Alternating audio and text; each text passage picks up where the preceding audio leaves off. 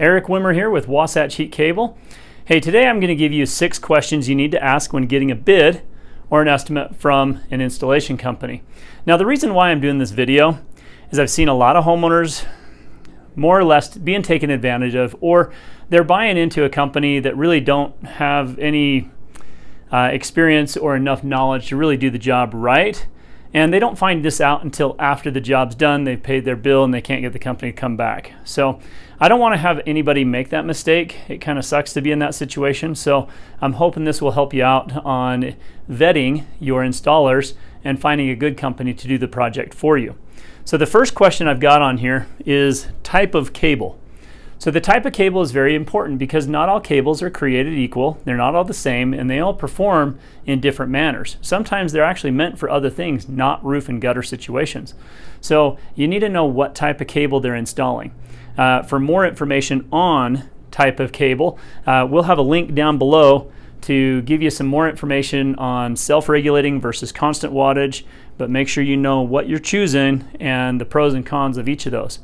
Now, the second question is the attachment method. So when somebody comes out and installs this cable to your roof, you need to ask the question how they're going to attach it to the roof. We've seen a number of companies that will staple it to the roof, nail it down, screw it down, but all those methods, one of the biggest problems with that, as you're probably coming to find out, is they're penetrating the roof itself. So puncturing the shingle, the tar paper, the ice and water shield, and they're going right through the decking of the roof. And the reason why this is a bad idea is all those attachment methods over time, a screw, staple, or a nail, it can work its way out of the roof.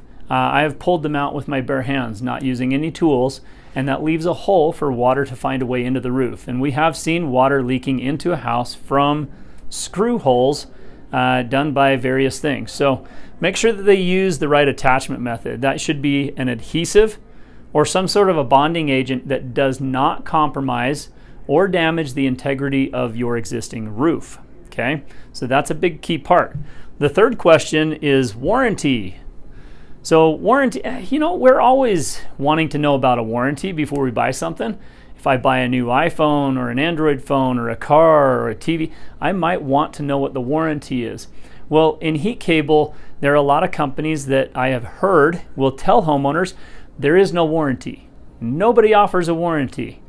And that's not so much the case. You just have to know how the warranty works and where to get it. But there are a lot of companies out there installing, don't realize they're voiding a manufacturer warranty in the process of their install.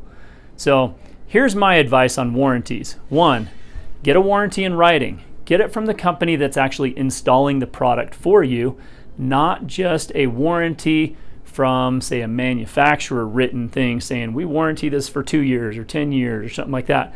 But get it from the company itself, the company that's installing your cable. Okay? Now, the fourth item here is testing and confirming the operation of the system. So when a heat cable is installed on your roof, one of the things you're going to want to know is when it comes around December and you turn it on, is it going to work? So testing the cable is much more than just feeling the cable with your hand and saying, I think it's getting warm. Sounds like we're good to go. It goes into a great deal of information beyond that. And that is you have to have right equipment to test it. And that equipment is not always an item that most people will carry.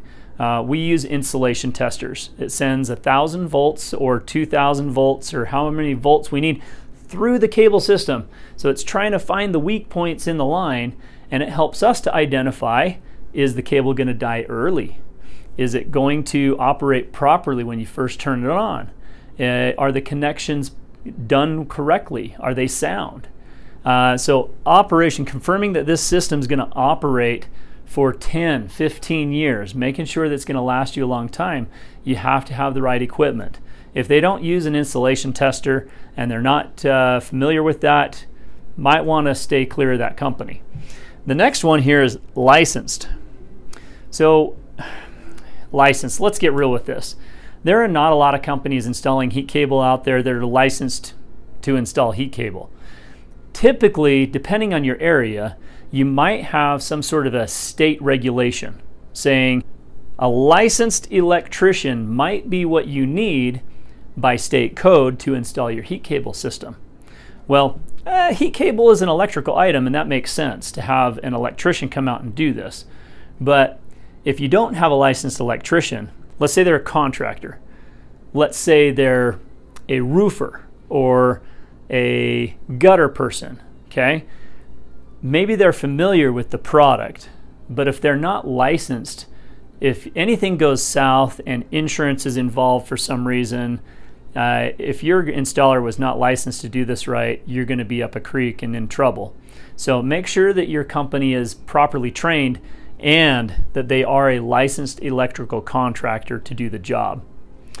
Let's go to the last one here. Number 6, equipment for wintertime. If you have some heat cable installed on your roof and January 15th comes around and you're going out in your backyard and looking up at your roof and saying, I don't see any de-icing up there. All that ice is building up. There's no melting. What's going on? The company that installed it should have equipment to service your cable in the middle of winter. They need some sort of a steamer piece of equipment that can get through the ice, get to the cable, and deal with whatever the issue is that's causing the cable not to function and work.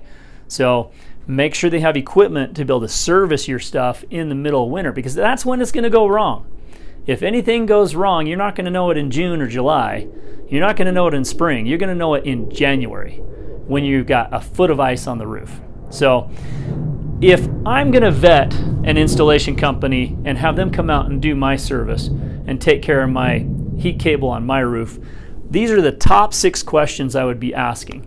Find a company that's competent, knows what they're doing, and make sure that you get a feel for some of these things here, that they're doing things correctly. I'm hoping that this information was helpful for you, gives you some ideas of things you need to ask about that maybe you didn't think about in the beginning. So if you have additional questions, please feel free to contact our office, visit our website, or get us a hold of us somehow. Don't forget to subscribe and like our video down here. Thanks for watching. Eric Wimmer here with Wasatch Heat Cable.